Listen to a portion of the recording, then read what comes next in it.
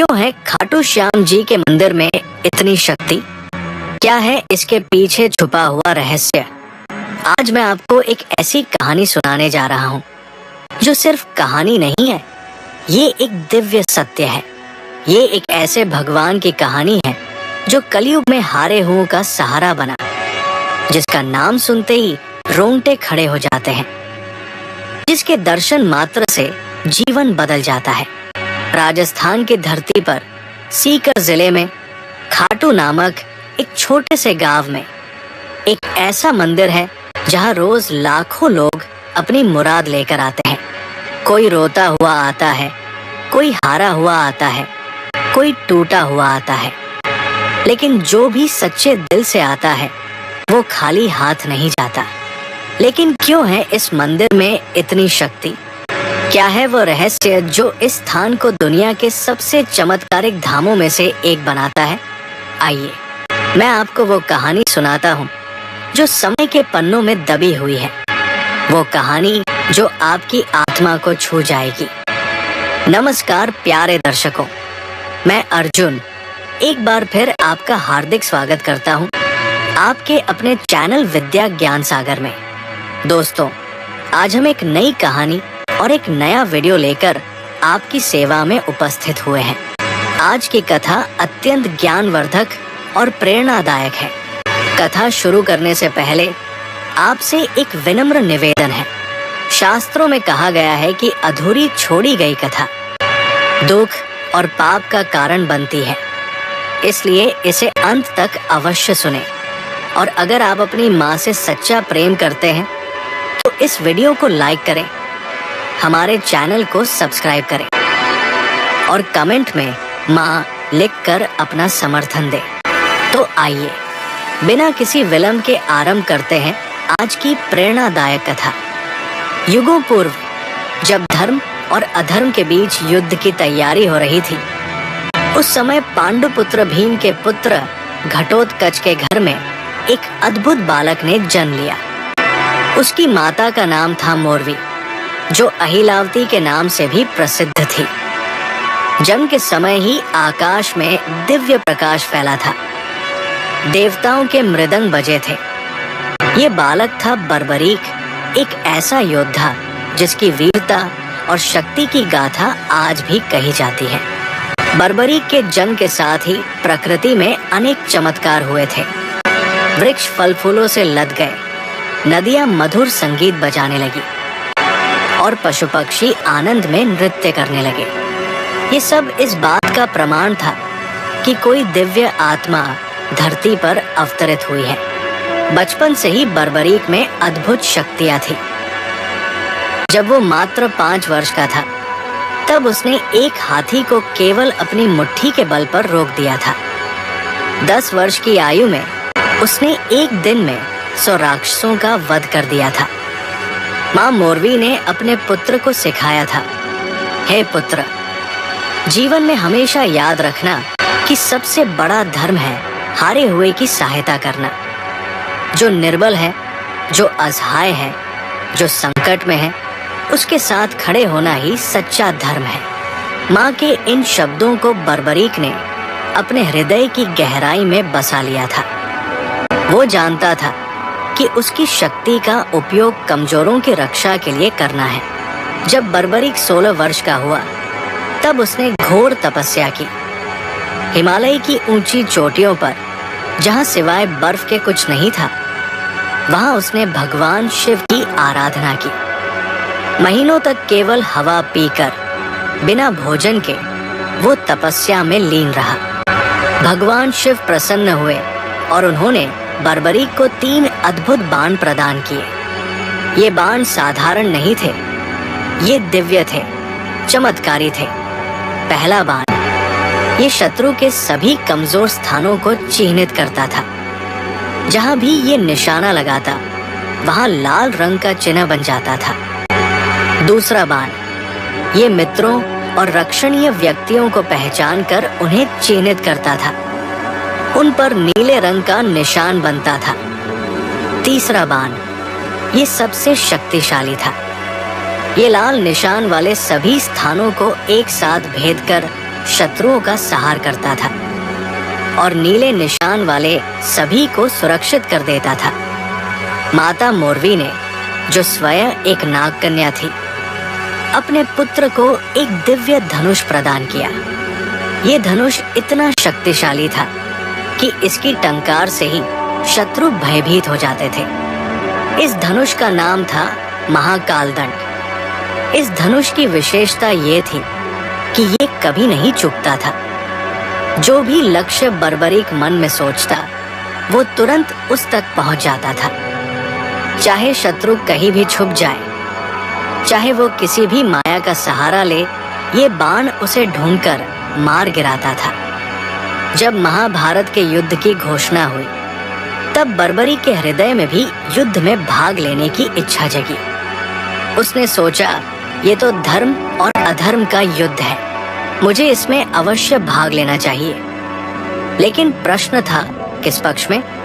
बर्बरी के मन में कोई शंका नहीं थी। उसकी माँ ने जो संस्कार दिए थे, उसके अनुसार उसे हमेशा हारने वाले का साथ देना था। वो अपने नीले घोड़े पर सवार होकर कुरुक्षेत्र की ओर चल पड़ा। रास्ते में जो भी उसे मिलता, वो पूछता, कुरुक्षेत्र में कौन जीत रहा है?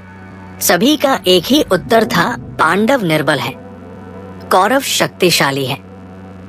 ये सुनकर बर्बरी का निर्णय और भी पक्का हो गया। वो पांडवों का साथ देगा। कुरुक्षेत्र के पास पहुंचकर बर्बरीक ने एक वट वृक्ष के नीचे विश्राम किया। वहां उसे एक युवा ब्राह्मण मिला, जो अत्यंत सुंदर और तेजस्वी था।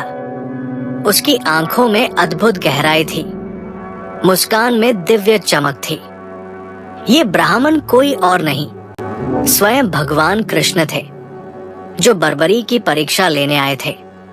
वत्स, ब्राह्मण ने मधुर स्वर में कहा, तुम कहाँ जा रहे हो और ये 3 बाण लेकर क्या करोगे? क्या तुम्हें लगता है कि मात्र 3 बाणों से तुम युद्ध जीत सकते हो? बर्बरीक ने विनम्रता से उत्तर दिया, हे ब्राह्मण देव, ये कोई साधारण बाण नहीं है। एक बाण से मैं अपने शत्रुओं को चिह्नित कर सकता हूँ, दूसरे से मित्रों को और तीसरे से सभी शत्रुओं का संहार। यदि आवश्यकता हो तो एक ही बाण से मैं सारी पृथ्वी को छलनी कर सकता हूँ। ब्राह्मण ने मुस्कुराते हुए कहा, ये कैसे संभव है? वत्स, दिखाओ तो मुझे अपनी शक्ति। उन्होंने पास के एक विशाल पीपल वृक्ष की ओर इशारा किया और कहा, इस वृक्ष के सभी पत्तों को छेद दो, लेकिन ध्यान रहे, एक भी पत्ता नष्ट नहीं होना चाहिए, केवल छेद होना चाहिए। बर्बरीक ने अपने पहले बाण को धनुष पर चढ़ाया। मन ही मन उसने संकल्प किया था, महादेव, इस वृक्ष के हर पत्ते के मध्य में छेद हो जाए। बाण छूटा और चमत्कार हो गया। वृक्ष के हजारों पत्तों में प्रत्येक के मध्य में एक सुंदर गोल छेद हो गया। पूरा वृक्ष मानो कलाकृति बन गया था। लेकिन ये चमत्कार यही नहीं रुका। ब्राह्मण के पैर के नीचे भी एक पीपल का पत्ता था, जिसमें भी छेद हो गया था। बर्बरीक समझ गया कि ये कोई साधारण ब्राह्मण नहीं है। तभी ब्राह्मण का रूप बदलने लगा। उनके चारों ओर दिव्य प्रकाश फैल गया। उनके सिर पर मोरपंख का मुकुट दिखाई दिया, हाथ में सुदर्शन चक्र और मुरली। ये थे स्वयं भगवान कृष्ण। बर्बरीक तुरंत उनके चरणों में गिर पड़ा। हे जगन्नाथ, हे कृष्णा, आपने मुझ पर कृपा की, लेकिन मैं समझ नहीं पा रहा कि आप मुझसे क्या चाहते हैं। भगवान कृष्ण ने बर्बरीक को उठाया और प्रेम से कहा, वत्स, मैं तुम्हारी शक्ति से प्रभावित हूँ, लेकिन एक समस्या है। तुम्हारी शक्ति इतनी महान है कि यदि तुम युद्ध में भाग लोगे तो पूरा युद्ध असंतुलित हो जाएगा।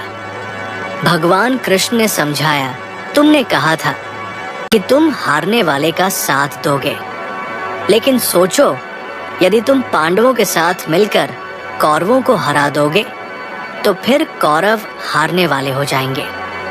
तब तुम्हारा धर्म होगा कौरवों का साथ देना। और यदि तुम कौरवों का साथ दोगे तो पांडव हार जाएंगे। तब तुम्हें पांडवों का साथ देना होगा। इस तरह तुम अकेले ही पूरा युद्ध लड़ोगे और सभी महारथी केवल तमाशबीन बनकर रह जाएंगे। बर्बरीक के मन में तूफान मच गया। उसने समझा कि भगवान सत्य कह रहे हैं। उसकी शक्ति वास्तव में इतनी प्रबल थी कि वो अकेले ही युद्ध का परिणाम बदल सकती थी। भगवान कृष्ण ने धीरे से कहा, वत्स, मैं तुमसे गुरुदक्षिणा मांगता हूँ। अवश्य प्रभु, आपकी आज्ञा मेरे लिए सर्वोपरि है। मांगिए, क्या चाहिए आपको? मुझे तुम्हारा शीश चाहिए। ये सुनकर बर्बरीक के चेहरे पर एक पल के लिए उदासी छा गई। उसके मन में हजारों विचार आए। युद्ध देखने की इच्छा, वीरगति पाने की चाह, यश कमाने की लालसा, सब कुछ एक पल में बिखर गया। लेकिन अगले ही क्षण उसके चेहरे पर शांति आ गई। गुरु का आदेश उसके लिए सब कुछ था। प्रभु, बर्बरीक ने दृढ़ स्वर में कहा, आपकी इच्छा मेरे लिए आदेश है। मैं अपना शीश अवश्य दूंगा, लेकिन मेरी एक प्रार्थना है। कहो वत्स, क्या चाहते हो? मैं युद्ध देखना चाहता हूँ। मेरा शीश काटने के बाद भी यदि वो युद्ध देख सके तो मैं अपने जीवन को सार्थक समझूंगा। भगवान कृष्ण ने प्रसन्नता से कहा, तथास्तु। तुम्हारा शीश न केवल युद्ध देखेगा बल्कि युद्ध की संपूर्ण गाथा को समझेगा भी। और सुनो, एक और वरदान देता हूँ। कलयुग में तुम मेरे नाम से पूजे जाओगे। लोग तुम्हें श्याम कहकर पुकारेंगे। बर्बरीक ने अपनी तलवार निकाली। भगवान कृष्ण के सामने झुकते हुए उसने कहा, हे कृष्णा, ये शीश आपको समर्पित है। इसे स्वीकार कीजिए। एक ही वार में बर्बरीक ने अपना शीश काट दिया। आकाश से पुष्प बरसने लगे, देवताओं के मृदंग बजे और एक दिव्य प्रकाश चारों ओर फैल गया। कटा हुआ शीश भूमि पर गिरा, लेकिन उसकी आंखें खुली रही, चेहरे पर तेज बना रहा। भगवान कृष्ण ने उस शीश को उठाकर कुरुक्षेत्र के युद्ध क्षेत्र के पास एक ऊंचे स्थान पर रखा, जहां से संपूर्ण युद्ध दिखाई देता था। 18 दिन तक चले महाभारत के युद्ध में बर्बरीक का शीश सब कुछ देखता रहा। उसने देखा कि कैसे महान योद्धा एक एक करके वीरगति को प्राप्त होते गए। उसने देखा भीष्म का शरशया, अर्जुन की वीरता, कर्ण का दान, द्रोणाचार्य का त्याग। लेकिन सबसे बढ़कर उसने देखा भगवान कृष्ण की लीला, कैसे वे धर्म की स्थापना के लिए हर पल युद्ध को संचालित कर रहे थे।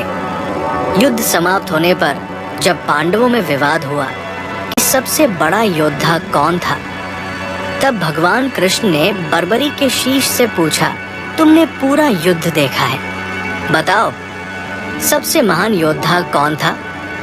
बर्बरीक के शीश ने उत्तर दिया, प्रभु, मैंने देखा कि युद्ध में केवल आपका सुदर्शन चक्र और द्रौपदी के बाल दिखाई दे रहे थे। चक्र शत्रुओं का संहार कर रहा था और द्रौपदी के बाल धर्म की रक्षा कर रहे थे। बाकी सभी योद्धा तो केवल निमित्त मात्र थे।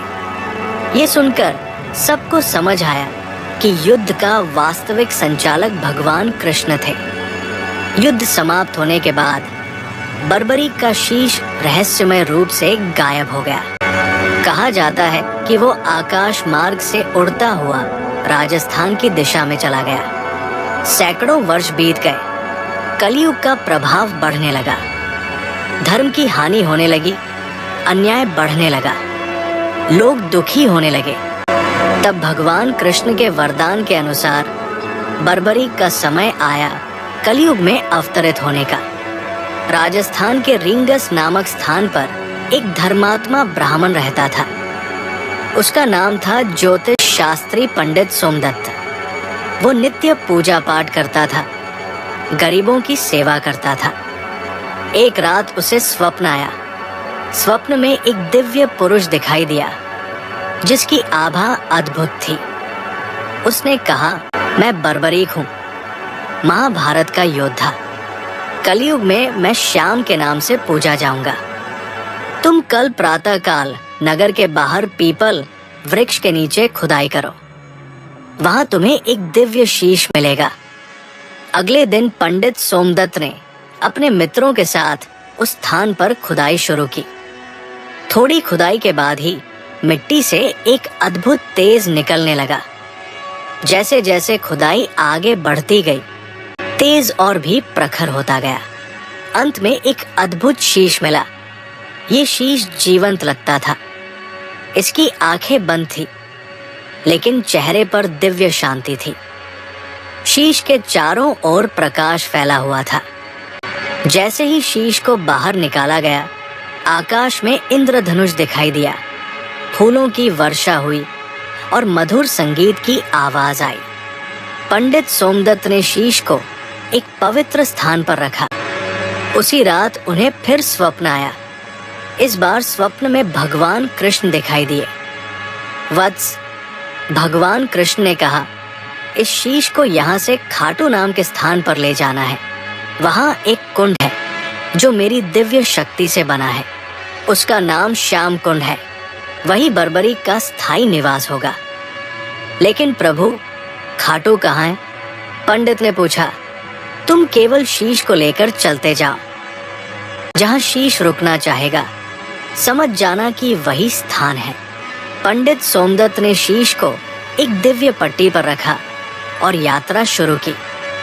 रास्ते में जो भी व्यक्ति शीश के दर्शन करता, उसके सारे कष्ट दूर हो जाते थे। बीमार व्यक्ति ठीक हो जाते, दुखी लोगों को शांति मिलती।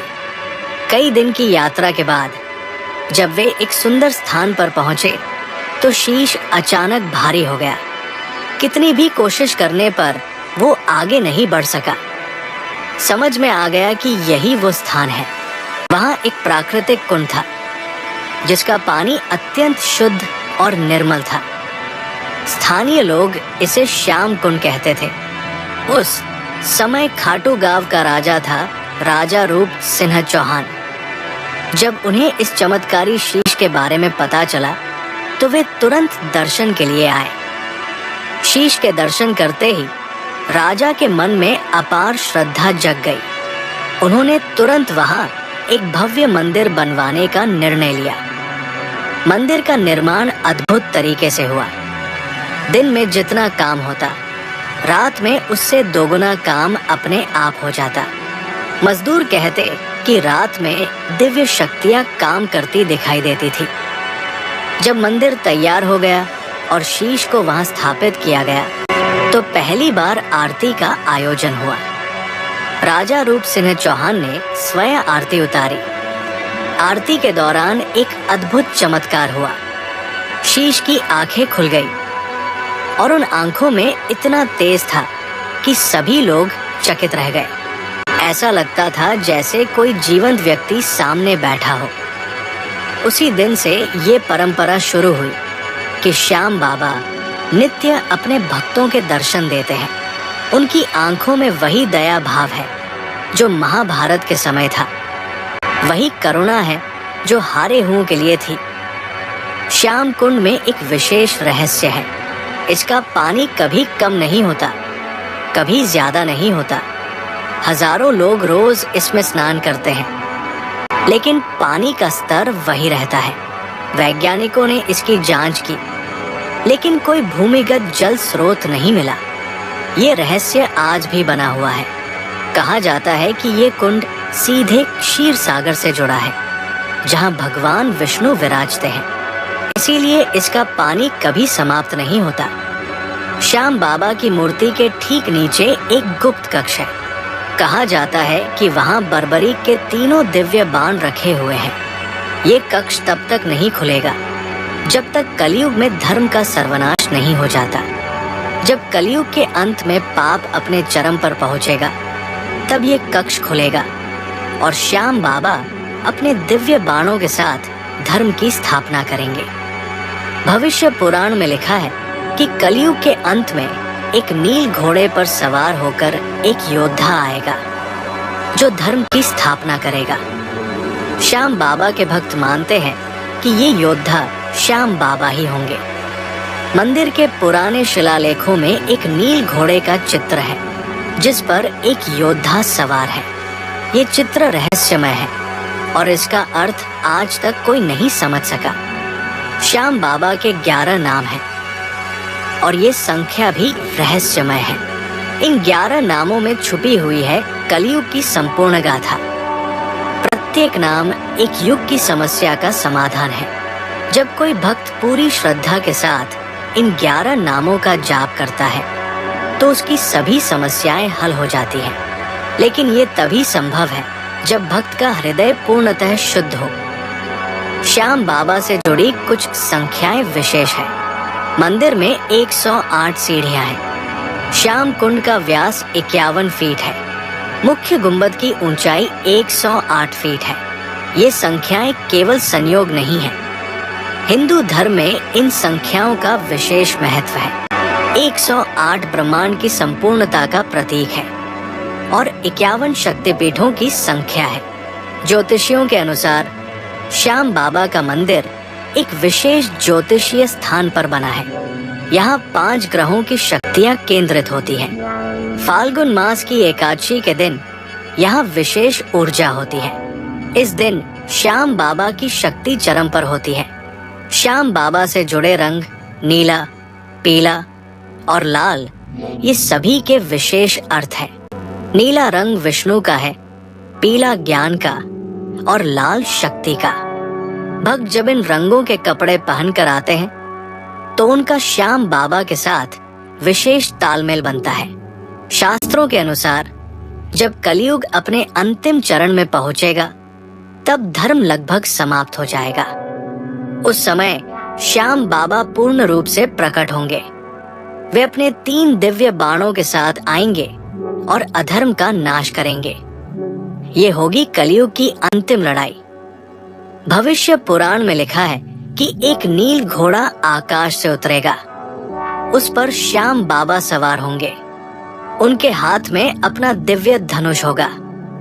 वे एक ही बाण से सारे संसार के पापियों का नाश करेंगे और धर्म की स्थापना करेंगे। श्याम बाबा के इस अवतरण के बाद सत्ययुग शुरू होगा।